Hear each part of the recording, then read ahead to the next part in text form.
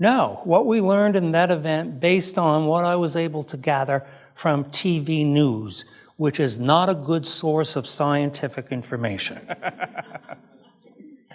On the other hand, I did observe that they probably need a little more training in their emergency management organization in Hawaii. And it's not that the person who pushed the button is a bad person. Right. They just weren't practiced enough in it. That's what I would conclude based on what I saw.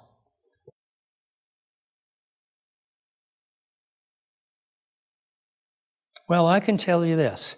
I wouldn't do it now off the top of my head. I'd want to sit down and ponder it and think about it carefully. However, I can tell you this.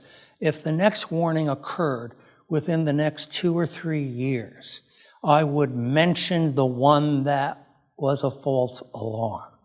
And I'd explain to them, this isn't that. Because that's going to come up, it's an obstacle for people, so let's get it out of the way.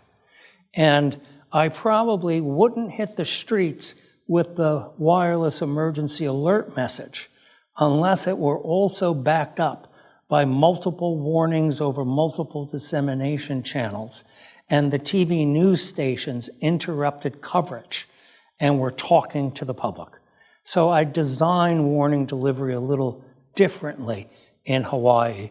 And, you know, we should have counseled Hawaii to consider doing that anyway, just based on all the public chit-chat about all these nuclear bombs that could be flying back and forth, and Hawaii's history with getting attacked in World War II, so on and so forth. So I think a little more broadly than just the message that went out, the official message.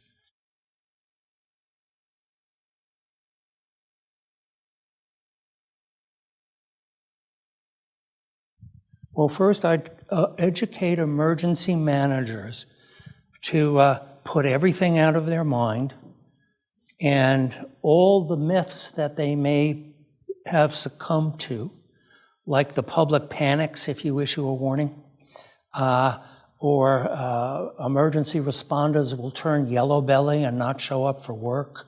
These things aren't true. The cry wolf syndrome is also a myth.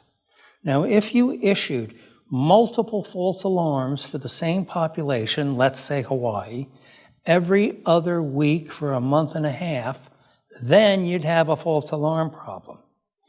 But just because somebody went through one event, they're probably going to be more vigilant and probably more likely to respond well to a subsequent event, having gone through that false alarm, if the second warning takes that into account. So we can actually take advantage of false alarms.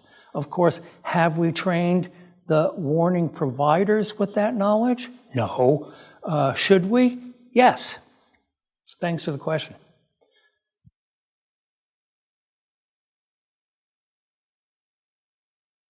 Interesting, because in the Oroville Dam, one of the counties issued a mandatory evacuation order, and then the biggest city in the county, which represents about 75% of the population of the county, issued a voluntary evacuation, which was a bit confusing for the people who heard them both.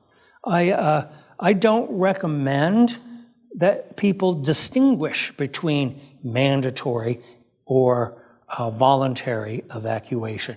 I know law enforcement and emergency managers enjoy those distinctions, but it's really splitting hairs. Are you recommending that the public evacuate or not?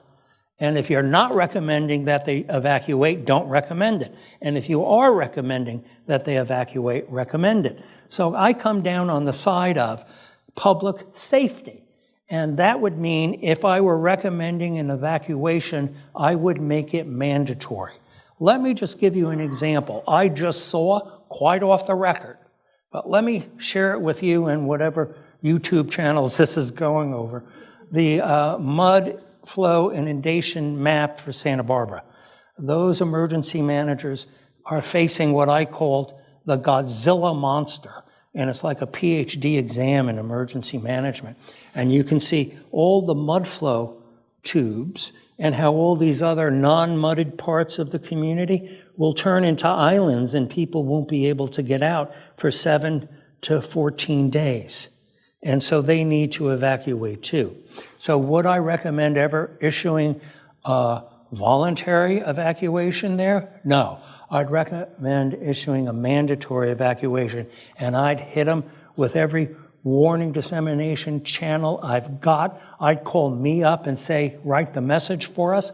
And it would be nonstop news, and the police cruisers would be going up and down the whole thing. That's how I'd handle it. And then it may be that nothing happens. And then I'd get on the tube and say, wow, were we lucky.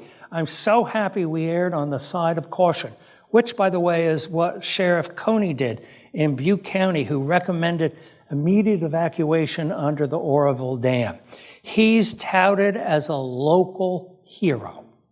And I was in his office and I said, my goodness, you're the Scully of Butte County. He said, you know, the real Scully just lives over there. He's got a ranch in Butte County. So that's what I would do, but that's the emergency manager's call. And of course, that's why they get paid the big bucks for making those decisions.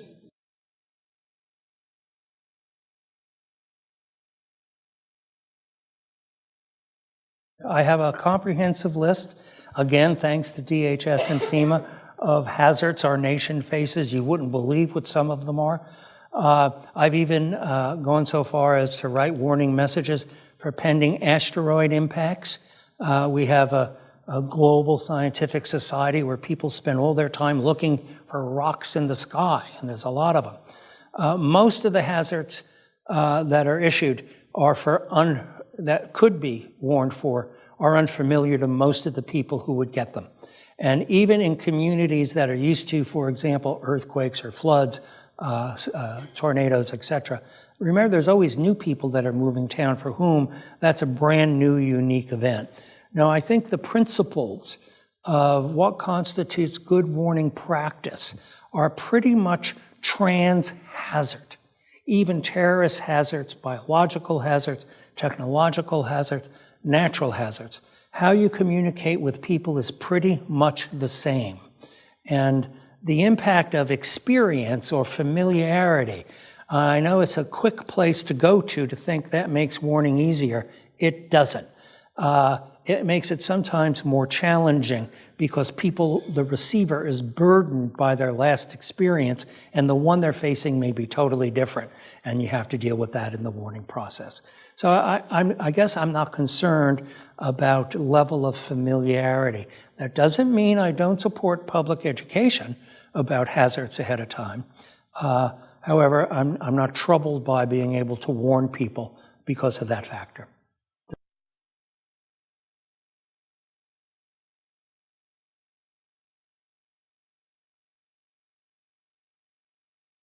I'd be totally transparent and honest with the public.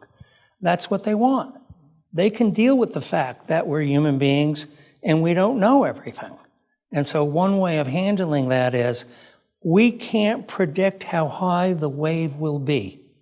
But the best tsunami experts have counseled us to recommend to you that you act as if it will be a 30-foot high wave. Better safe than sorry. That's how I'd recommend handling it.